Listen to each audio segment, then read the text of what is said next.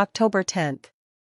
If you're God's child, you've been called to forsake your my life mentality and daily live with a moment-by-moment ministry mentality.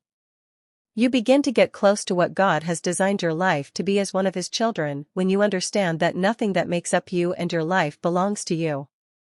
The New Testament is quite clear about ministry. See 1 Corinthians 12, Ephesians 4 verses 11 to 16, Colossians 3 verses 12 to 17. Our lives no longer belong to us. We don't own our physicality. We don't own our emotionality. We don't own our spirituality. We don't own our mentality. We don't own our psychology. We don't own our communicative abilities. We don't own our relationships. We don't own our gifts or our experiences. We don't even own our possessions in the deepest sense of what ownership means. Paul gets at this when he says at the end of a discussion of sexuality in 1 Corinthians 6, "You are not your own, for you were bought with a price," verses 19 to 20. You and all that makes up you were bought with a price, so you are owned by the one who paid that price. But there is a second thing that the New Testament makes very clear.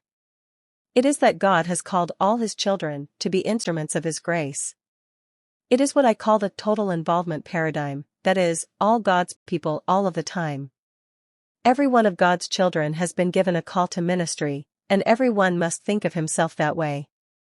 Finally, the New Testament does not teach a separation between life and ministry. Every dimension of your life is a forum for ministry. Family is ministry. Friendship is ministry.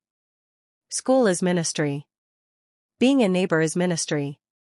The workplace is a place of ministry.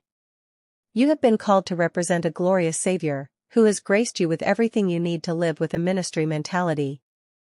And we urge you, brothers, admonish the idle, encourage the faint-hearted, help the weak, be patient with them all.